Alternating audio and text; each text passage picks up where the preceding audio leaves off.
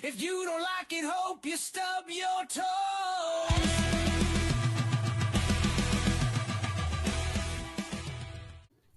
What's up, weirdos? Welcome to Fun and Bummer, where we talk about the good, the bad, and the just fine. My name is Carson.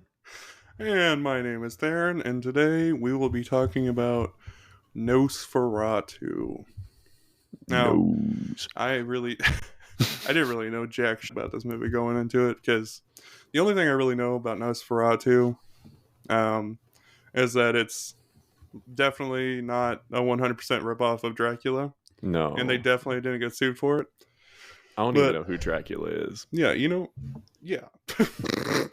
Unrelated. Anyway, so I didn't go in with any real expectations of it, but somehow I was still disappointed.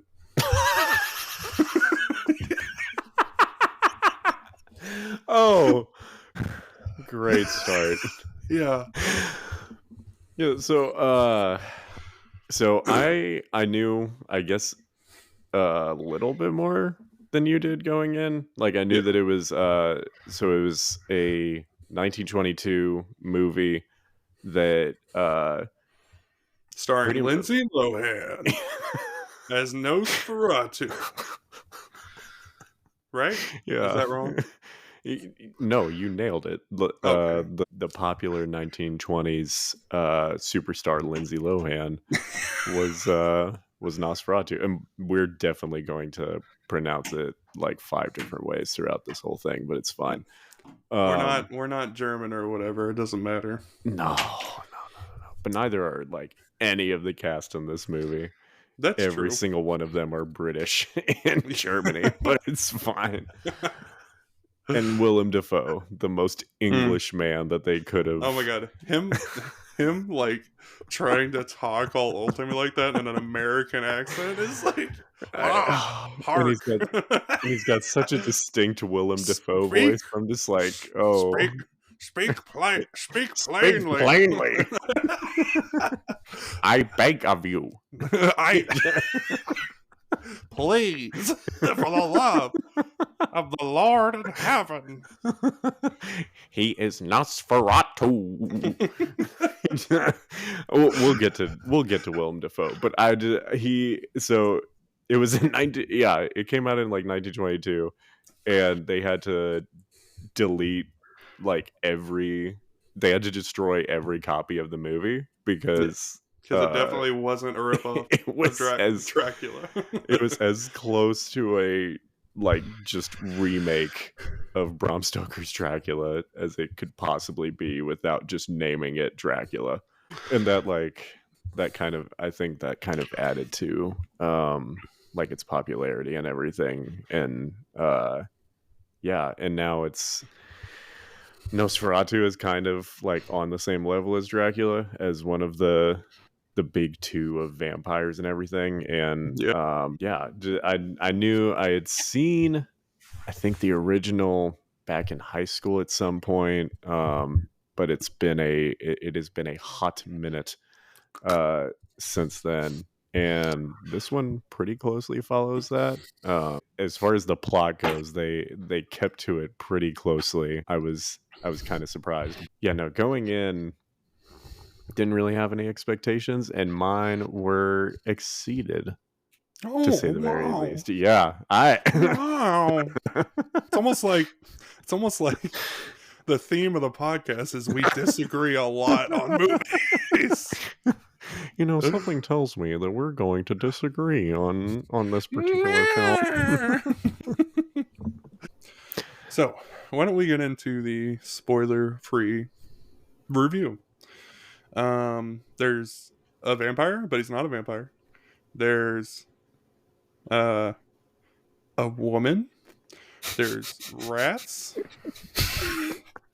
And that's all I can say without spoiling anything. Spoiler-free thoughts. I thought it was very well made, and if you really like horror movies, I recommend giving it a shot. But it is definitely more on the weird side, so it is not for everybody. Not everybody's going to like it. I had to tell my fiance flat out that she would not want to go see it. So yeah, but if you tend to like more of the occult, weird horror stuff, I definitely recommend it. Or if you're just looking for a cool vampire thing to go see, I definitely recommend it. All right. Well, you heard the wrong opinion. Now let's get into the actual review. Warning, spoilers ahead. This movie bored the absolute tits off of me.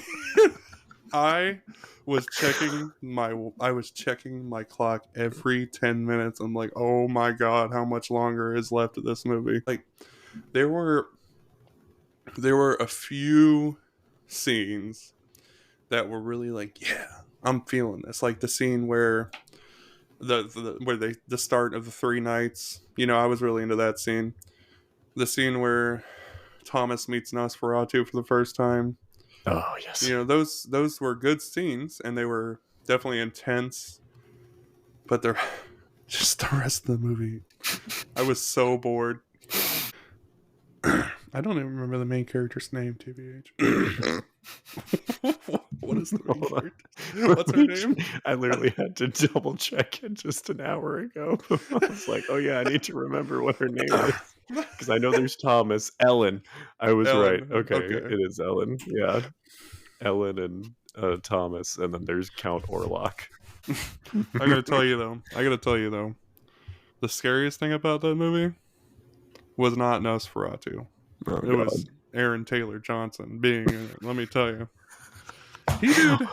I generally don't enjoy him as an actor. He wasn't terrible in this movie. He definitely wasn't at the same level as the rest, because the rest had incredible performances, but he was good. Like Lily Rose Depp. I'm just assuming that's Johnny Depp's daughter. I don't really give a shit enough to know that. Yes. Nicholas Hoult, Willem Dafoe, they all had, besides Willem talking Old English in an American accent, they all had incredible performances, But, Aaron Taylor Johnson. What do you mean? Hark. young widow. I don't know. This beautiful creature. I know I literally just watched the movie for the second time earlier today, but did he kill himself when he burned Nosferatu's grave? No, he is quite literally at the very end of the movie. I know. Okay, that's what I thought. It has everything that makes it a movie was incredible. The cinematography, the atmosphere, the score. I don't know if you call it a score, but just the instrumental, that was all incredible.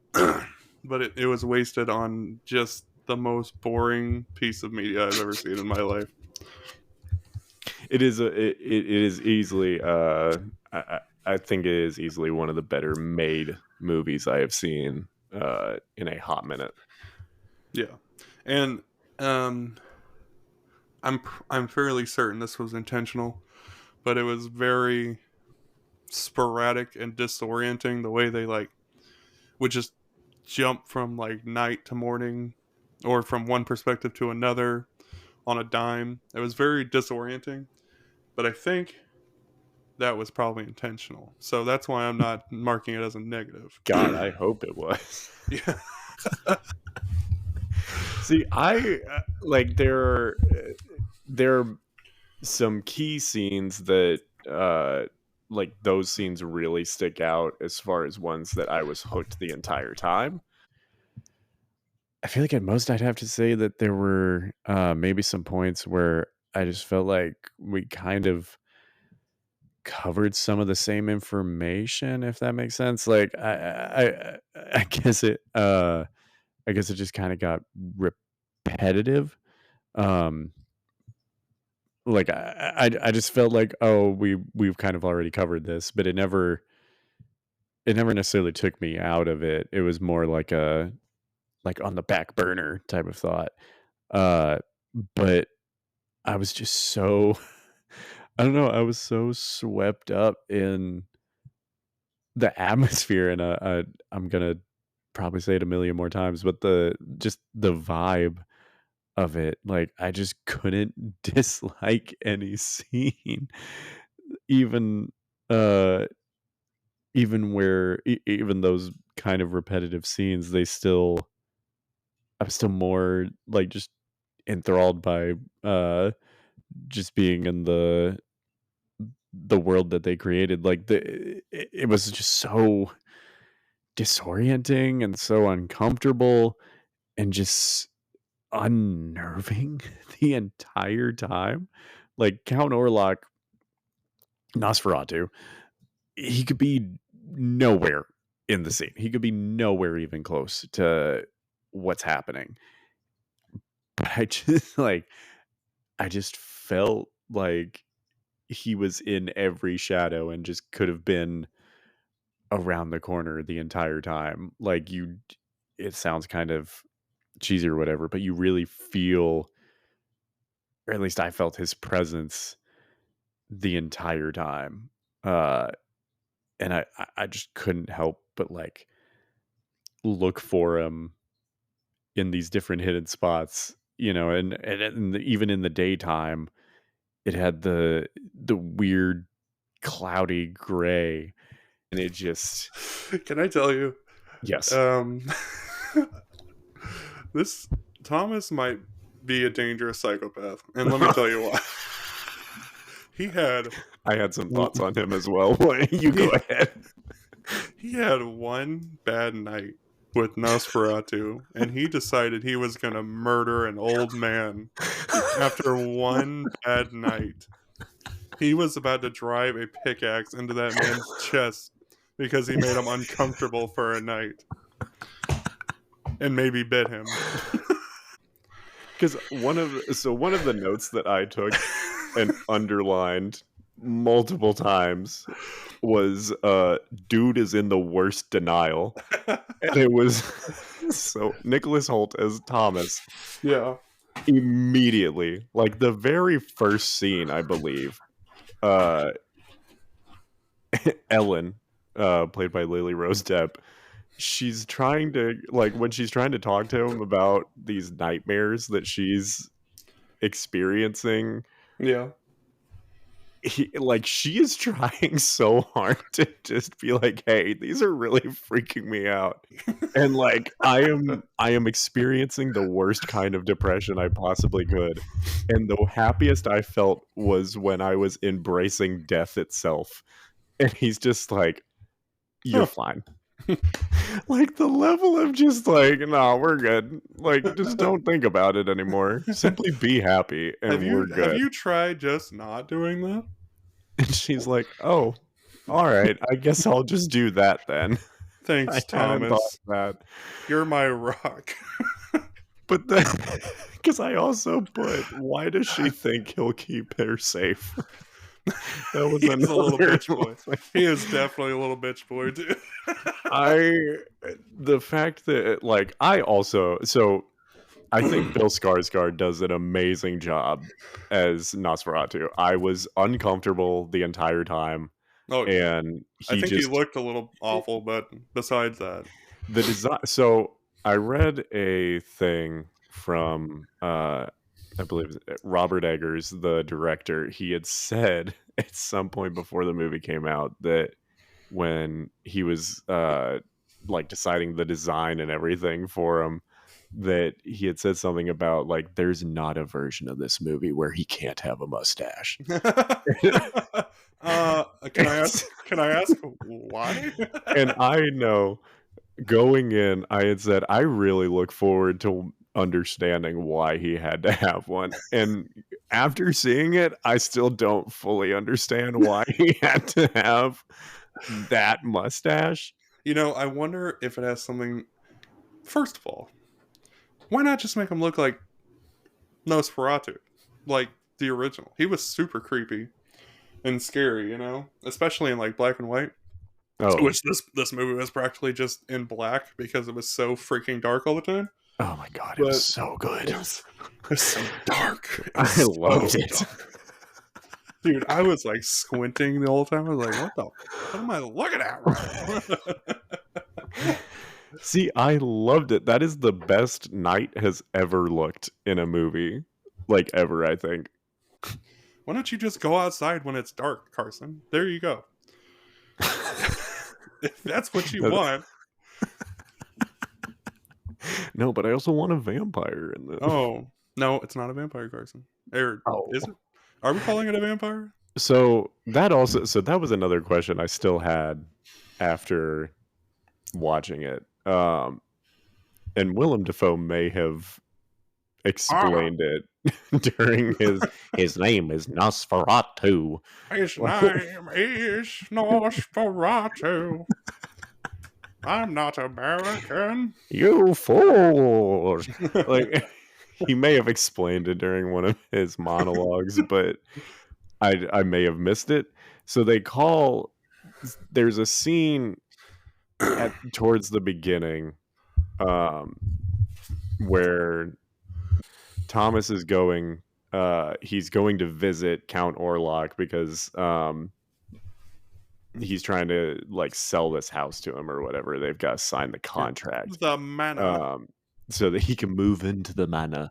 Move into the manor. Dude. There's some point where he may or may not be having a dream that they go and are basically vampire hunting.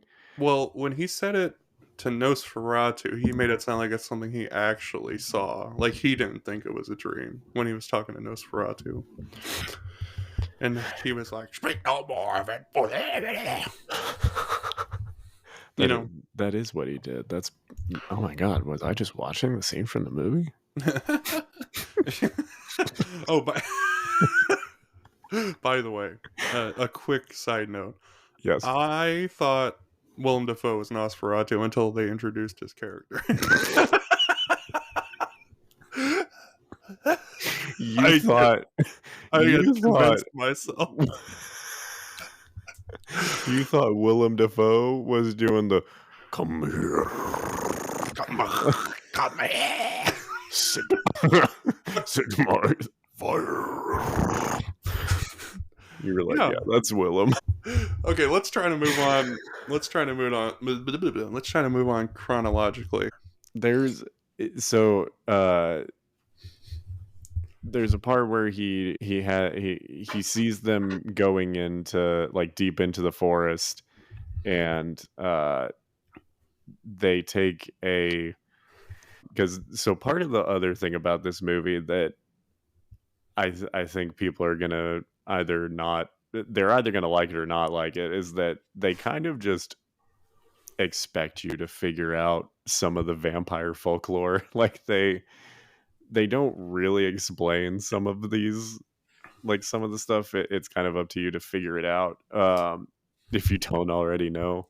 But it's supposed to be this whole thing that a white horse carrying a virgin will not step on a vampire's grave. It's supposed to be the thing. And so they're basically vampire hunting, and they stumble upon a vampire's grave, and they like one of the women there shouts like it's a vampire. Oh, yeah. And so I believe the whole thing that Willem Dafoe is saying later is that it's like he's a vampire, but he's not. They make it a little less clear as the movie goes on. He leans more towards just being a straight up demon, like a weird entity that shares, I guess, some of the traits of a vampire. Right. But yeah, because he even has he has the weird sort of mind control stuff that vampires tend to have. Yeah. And but he didn't say blah blah blah one time, so I don't know if I can believe he's a vampire or not. So that's another part that I loved is that he sort of had the goofy vampire voice, but it was still scary. Yeah, it was definitely like it took a little getting used to, obviously. Could you understand what he said? I've heard some people have had issues with it. I definitely understood the vast majority of it, but there's definitely a few times where you're like, "What the hell is he talking about?" I had I, to I had to kind of squint my ears a little bit a few times and be like, I think I got it. So I believe it's while he's actually trying to because he seemingly also interrupts after they kill the vampire that they stumble upon. yeah.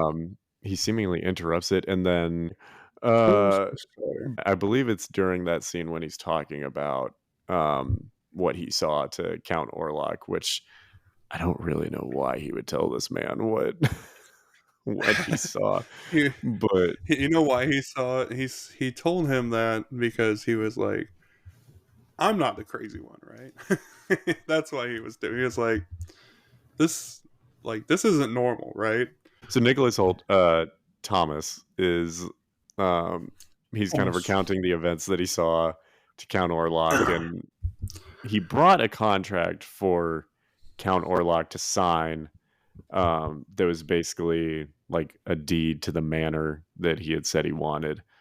And it's supposed to be like this broken down, like in ruins manor. And he like brought a contract for him to sign, and really weird stuff happens. Um, and it's more just uncomfortable, and we don't Yeah, fully know what happens. Um, and then what I believe is the next night, um, there's these. Nicholas Holt wakes up with seemingly a bite from who he, I guess, assumes was Count Orlok. yeah. Um, Because and he tries then to murder an old man for he spends one more night with this guy, and he's like, this guy's got to be a vampire. There's no other this explanation. guy. This guy who bit me, definitely a vampire or not a I, vampire. I believe we see it here that he flat out does bite him, and I believe that this is when He's bumping and grinding on him, he is going to town. bro. He is getting into it, bro. It was that is the first time that I was like, I understand why my friend wanted to walk out of the theater when Yeah, when watching this one. the sound was very visceral. Like it made me uncomfortable. But obviously The that's on purpose. Like the sound of him drinking the blood. it was a lot more there was a lot more focus on that aspect of it, the actual sound. Usually in most vampire things, I feel like they don't really emphasize it. Like there's usually some type of music or something over it. Yeah. Where in this one, you're like, oh, This vampire isn't sexy at all. Look at his mustache. he's just going to town. He is just slurping him up, which was another, which also made it a little as much. I loved this movie, by the way, Oh my but god. the Someone has to, I guess. there were multiple things that I was like, oh, I'm a little confused because I love that they made a point to like emphasize the sound and make you as uncomfortable as possible. I would, because of how visceral and how much he was just drinking him up. Yeah, I it was sounded like it was a lot. Like he I was drinking a lot.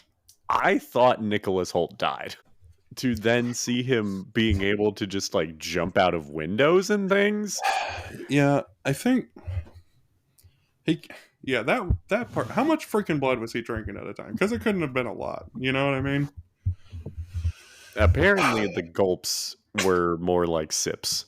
Yeah, He but was it just sounded like he was drinking out of a freaking barrel head first. You know. yes. Now we're to like when like the boat when I thought he was in the box, but I thought Nosferatu was in the box, not a bunch of rats.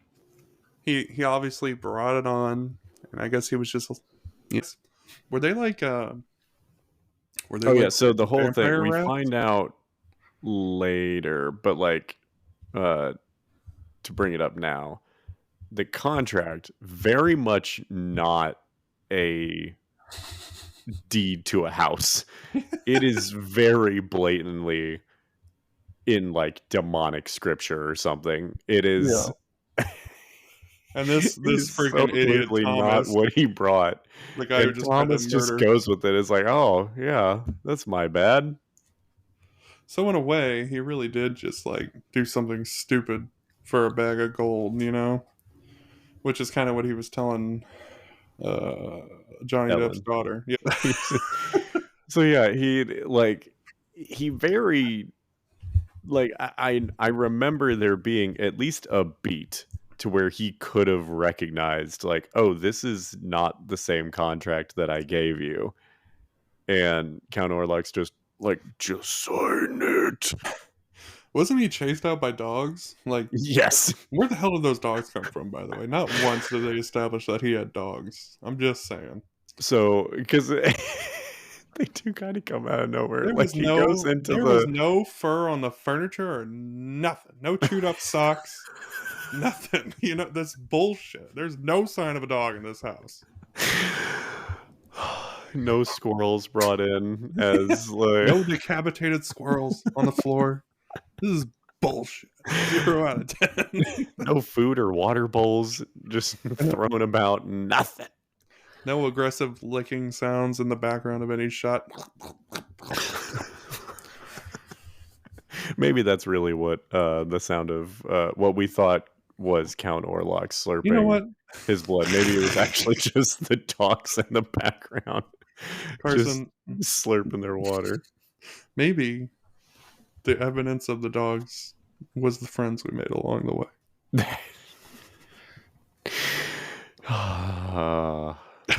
So let's move on to the third act, because we're getting we're as disorienting as the movie was. So when he that, like we said, the first of the 3 nights, that was a great scene. Like, I really enjoyed that. It was intense. They had, I don't know if they really had good chemistry together, but I don't want to say this.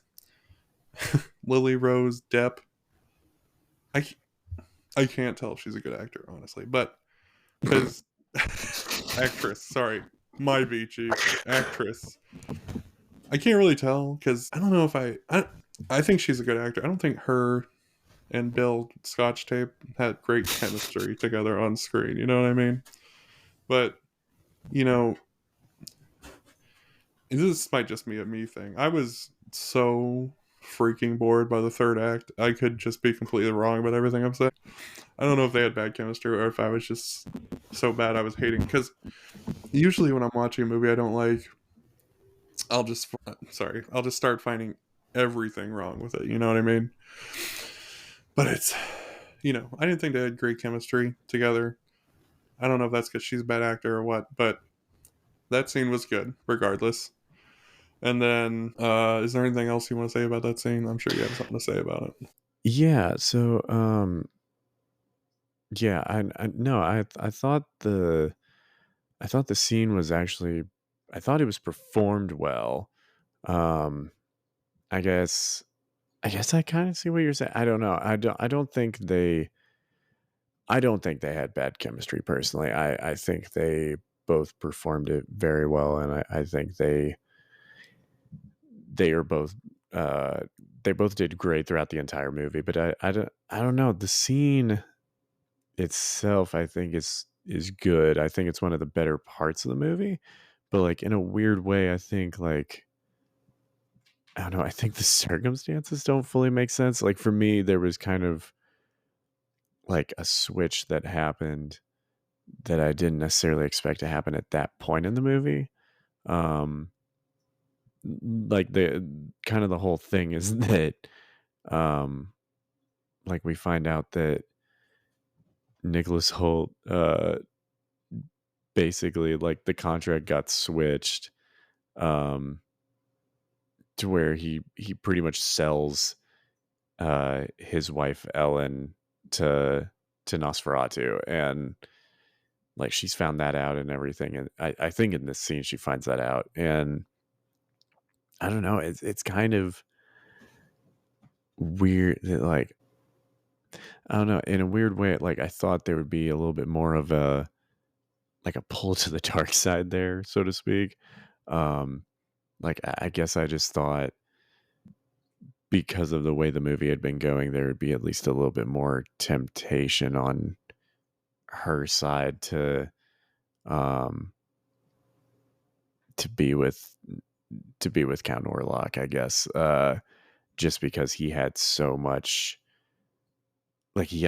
power over her like uh for such a large part of the movie, and so like I guess once it gets to that part in the movie, it doesn't quite, at least for me, it didn't fully uh make sense why now that he's there, which like yeah, I guess my own expectation was that with him physically being there, it would be a little bit harder for her not uh to like not be under his vices quite as much. But yeah, no, she was just not about it, and it kind of, that part kind of threw me off a little bit more than anything else. But like it didn't take me out of it or anything, but yeah, no, I thought the scene itself was really good. I do think it was one of the, like we talked about earlier, one of those standout scenes that, especially because of the way that the movie goes after that. Yeah, no, I think, especially given how just off the walls everything goes after that. And yeah, no, I think the scene was really well. Just kind of some weird circumstances around it, but you know, everything after that, I guess is up for debate. Everything goes literally batshit crazy. Still somehow boring, by the way, but everything goes literally batshit crazy. It was, it was so, it was almost goofy. Like it was so ridiculous. It started to get so ridiculous. It was hard to take it seriously because of how goofy it was getting. Like the scene where they started, where they were yelling at each other, and then they just started having sex. I don't know if that was. It just got, it got so goofy for me. Like it just got goofy to me. I couldn't take it seriously. It was bad. I always take the first view to just enjoy the movie, which didn't even happen in this case because I hated it. But the second view was like pulling my freaking teeth, bro. My I was God.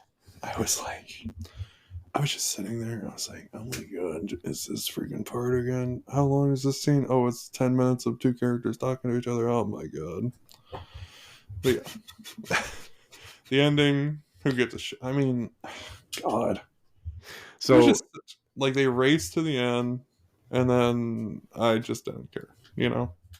it is a very I say it's a straightforward story. Like the overall plot is pretty straightforward, and you can kind of gauge what's going to happen as it goes. Some of the finer details you may not necessarily predict happening, but it is kind of one of those that once it reaches the end, that once you get there, it's like, oh, it's pretty straightforward from here, and it kind of wraps up. She sacrifices herself, Yeah, and I just kills Nosferatu and everything. could not give a shit if you paid me about her sacrificing herself, dude. I didn't care about her character to begin with.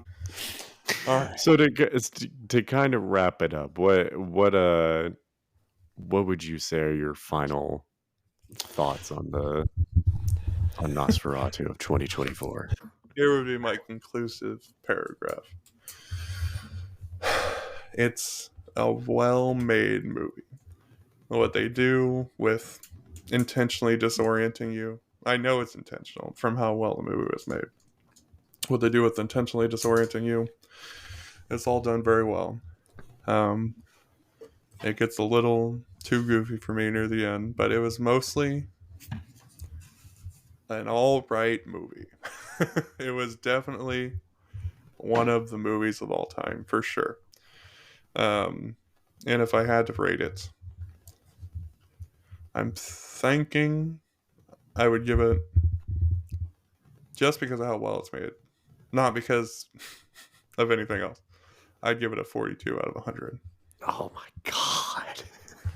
I was so profoundly bored, and it got too goofy for me near the end that it just lost me completely. 42, and that's being generous. And that's just for how well it was made. Jeez. Dang. I don't know why I thought it would be any higher than that, but that's still, oh my god. No, I really enjoyed it. I like to pretty much piggyback off of that. It was insanely well made. I love the cinematography. I love the lighting.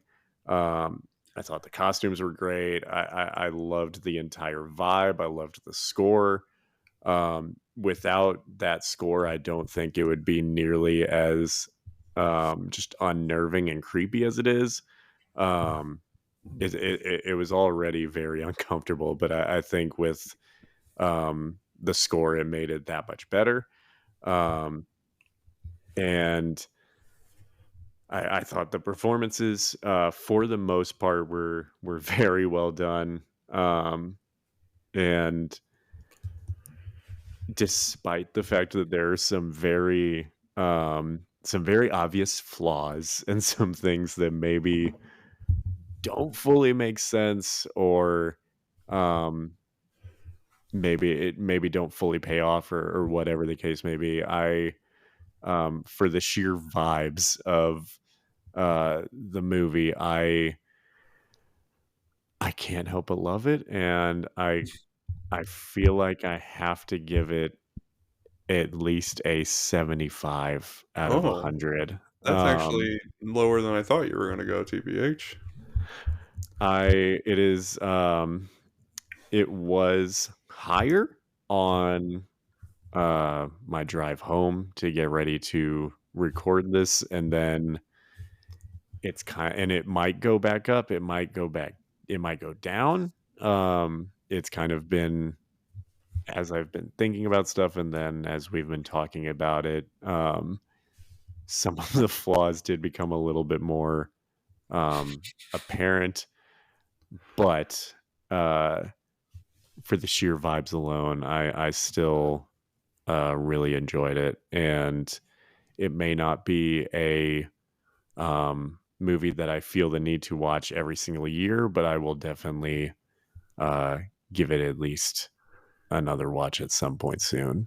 Carson, can I say something? Yes, absolutely. I'm not bald. That picture, I just have a light shining directly on top of my head, and I have very short hair. I'm not bald. Don't call me bald. Okay. Thank you. Thank you for listening, and we'll see you next time.